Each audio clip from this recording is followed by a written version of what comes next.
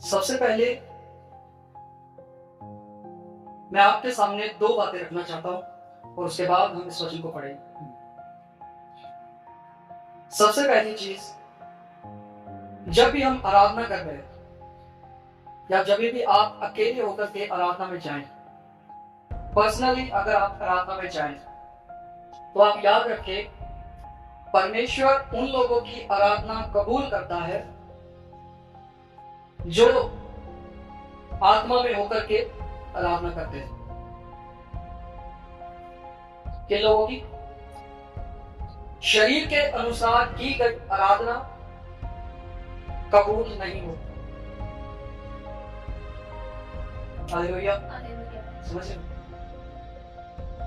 अगर शरीर से की गई आराधना परमेश्वर को कबूल होती तो वह जरूर कहता कि परमेश्वर ऐसे लोगों को ढूंढ रहा है जो शरीर से, आत्मा से क्या करे?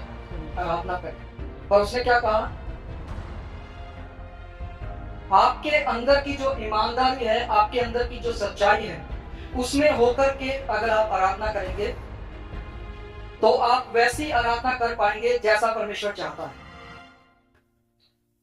और अगर आप सच में परमेश्वर को खुश करना चाहते हैं तो आपको ईमानदार होना पड़ेगा, उस सच्चाई के भीतर आना पड़ेगा। हालेलुया।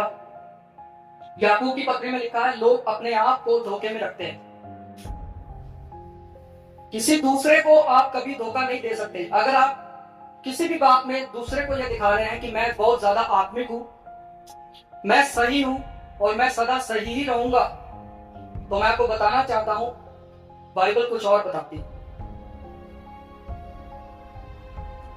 जब भी आप आराधना में आए, प्रार्थना में आए, याद रखें, आपकी शुरुआत चाहे बाहरी आंगन से हो, पर उसके बाद पवित्र स्थान आता है और फिर अति पवित्र स्थान। बाहरी आंगन में आपके सोच विचार इधर उधर हो सकते हैं, आपका मन भटक सकता है। हालेलुया। सब लोग मेरी ओर देखें, नीचे कोई नहीं देखे।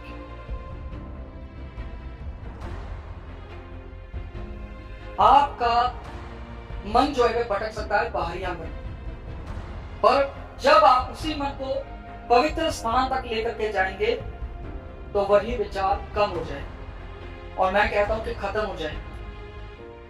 और फिर उसके बाद एक स्टेज आती है, कौन सी? अति पवित्र स्थान। आपको कुछ पता है कि अति पवित्र स्थान जो है वह कितना भयानक है? पुराने नियम के लोगों से पूछ के देखिए। हालेलुया। आप कहते हैं मेरी प्रार्थना में ताकत है। अगर आपकी प्रार्थना में ताकत है तो प्रार्थना में बैठे और परमेश्वर से पूछे, परमेश्वर मुझे सपनों द्वारा दिखा, पुराने नियम के लोग जो है अति पवित्र स्थान में कैसे जाया करते थे और कितना डर और भय उनमें रहता था कि अगर उन्हें थोड़ा सा भी पाप पाया जाए तो वहीं के वहीं पे खत्म हो जाते थे और उनको बाहर रस्सी के द्वारा खींच लिया जाता था। हालेलुया।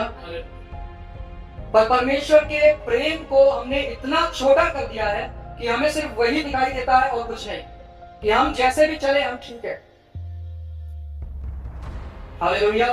मैंने आपको कहा, आपको उस ज्ञान की जरूरत नहीं है जो इस संसार से आता है, जो शारीरिक है, जो शैतानी है। आपको क्या लगता है कि जो डेविल है, जो शैतान है, उसको क्या बाइबल नहीं पता? आपसे कई गुना ज्यादा बाइबल जानता है और कई गुना ज्यादा आपको अच्छे से बता सकता है। उसका ऐसा हेरफेर कर देगा कि आपको पता भी नहीं लगेगा। हालेलुया। पर आप कहेंगे मैं तो बाइबल के अनुसार। समझ रहे? जब आपकी शुरुआत होती है बाहरी आंगन से, तभी आपको इस तरीके से समर्पण में होकर के जाना है कि आप अपनी ईमानदारी में होकर के, सच्चाई में होकर के परमेश्वर के पास जाएं। हालेलुया। और जब आप पवित्र स्थान में आ जाएंगे, अति पवित्र स्थान में आ जाएंगे, तो आपको क्या लगता है? परमेश्वर आपको अपनी आत्मा से नहीं भरेगा। परमेश्वर के जो वरदान है वो आपको नहीं मिलेंगे। पर हम कहां टहल रहे हैं? अभी बाहरी आंगन ही है। हालेलुया।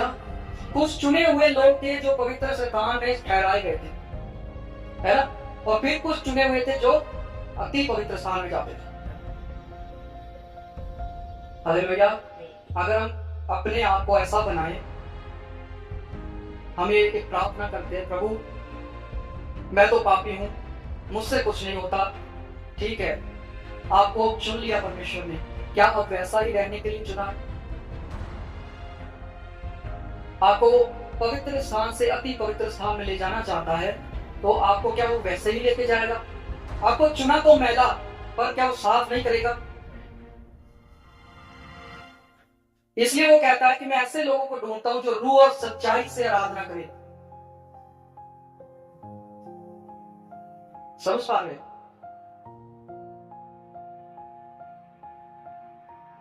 दाऊद अपने भजन में कहता है कि मैं चौकसी के साथ, है ना, उसको बोलते कि चलो हम यहोवा के घर चले, तो वो क्या कहता है? अपना पैर कैसे रखना है? आपके मन में बहुत सी बातें हो सकती है जो आपको प्रभु के साथ करनी है, उन बातों को ही लेके जाए, उन प्रार्थनाओं को लेके जाए, पर अपने मन को साफ करके जाए। हालेलुया।